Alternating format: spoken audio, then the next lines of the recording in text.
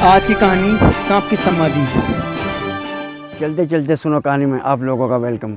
मैं गुफरान हाशमी, आप सबको मेरा सलाम है। बहुत दिन के बाद आज बरसात का मौसम शुरू हुआ है। बारिश हुई है, चारों तरफ गर्मी है, लेकिन बरसात ने एक जो होता है बरसात का जो मज़ा है उसका असर दिखाना शुरू कर दिया। मैं आज एक कहानी ऐसे सुनाऊंगा जो सांप की कहानी है। एक गांव था, उसको शहर में जाने के लिए एक रास्ता रहता था और वहाँ पर एक सांप ने जो है रास्ता बंद कर दिया। जब भी कोई वहाँ से जाया करता था तो वहाँ पे सांप सामने आ जाता था। कई बार किसी आदमी को उसने काटा, एक आदमी मर भी गया तो लोगों में दहशत फैल गई। हर आदमी ने बिल्कुल बंद कर दिया और ये उस गांव के लिए बहुत बड़ी समस्या बन गई थी। अब एक दफ़े वहाँ पर एक व्यापारी आया जो फेरी वेरी करने वाले होते हैं, उस रास्ते से जाने लगा। गांव वालों ने उसे रोका कि भाई तू वहाँ पे मत जा, क्योंकि उस रास्ते में सांप है और उसने जो है महीनों से रास्ता बंद कर रखा है, वो तुझे भी नुकसान पहुँचा देगा। लेकिन वो हिम्मत वाला बहुत था, तंदुरुस्त था और निडर लड़का था। वो उनकी बात नहीं मानता गांव वालों की, और वो उस रास्ते पे चल देता है।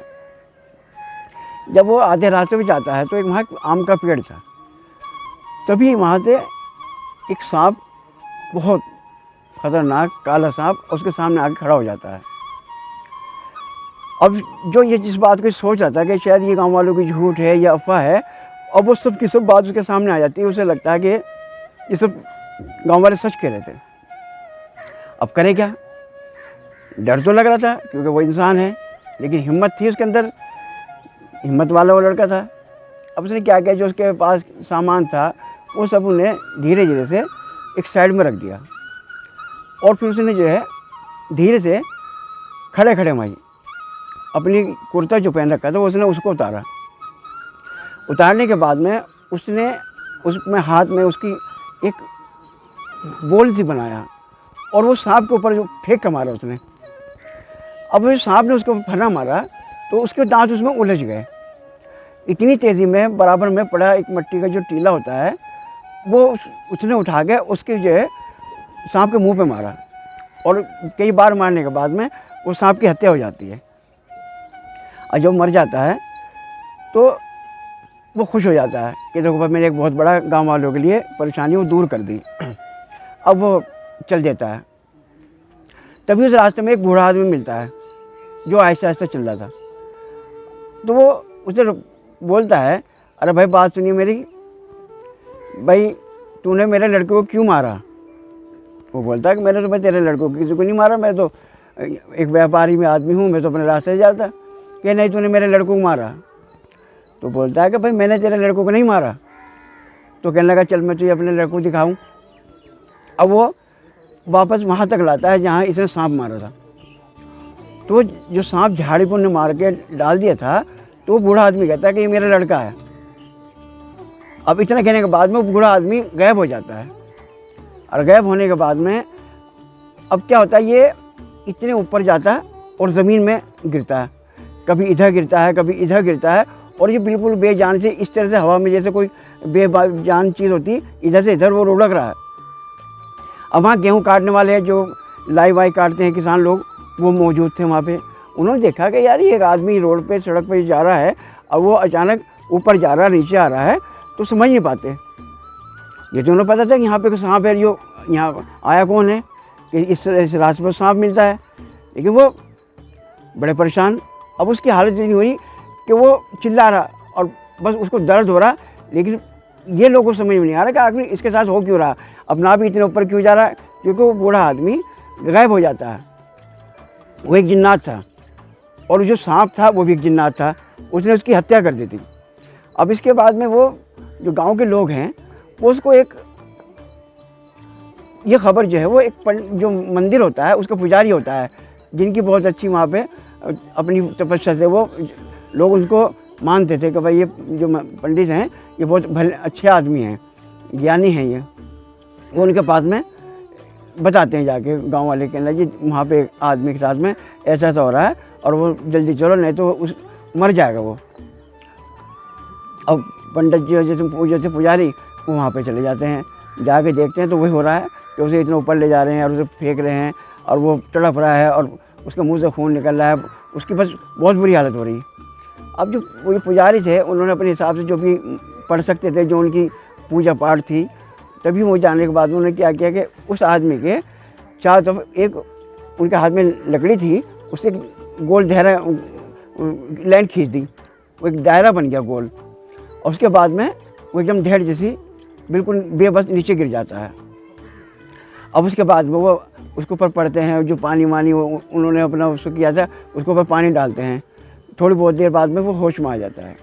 अब जब होश में आ जाता है तो उसे पूछते हैं भाई तुम कौन से गाँव के, वो सब बातें उससे पूछता है, लेकिन वो कुछ भी नहीं बता पा रहा था। तो उन्होंने क्या किया कि उस जो उन्होंने लाइन खींची थी वहाँ से एक लाइन खींचते खींचते वो मंदिर तक ले गए, जहाँ उनका अपना रहन सहन था मंदिर में।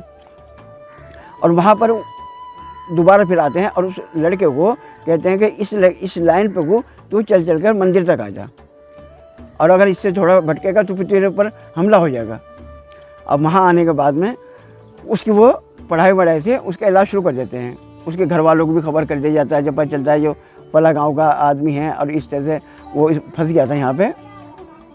तो उसके बाद में पंडित जी जो है उस जिन्नात से बात करते हैं कि भाई तुमने इस लड़के को जो इतना मारा, ये क्या वो क्या। तो उन्होंने जो बताया कि इसने मेरे जो बेटे को मारा है उसका क्या कसूर था, इसने क्यों मारा। तो वहाँ उन पर बात होती है भाई तुम्हारे बेटे ने पूरा गांव का रास्ता बंद कर रखा था, लोग आना जाना यहाँ पर बंद हो गए थे, लोगों में दहशत थी। तो अगर इसे पता भी नहीं था, अगर तुम लोग अनजान में इस तरह से करोगे तो कभी भी किसी को परेशानी हो सकती है।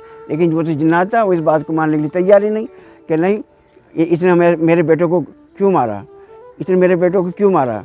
बस वो एक ही बात कहते हैं कि वो पुजारी अपनी पढ़ाई करते रहे, जो उन्हें पढ़ाई करनी थी, पढ़ाई इतनी करी। अब ये चीज़ गांव में सब लोगों को मालूम हो गई। अब गांव के जो लोग थे वो सब आ गए।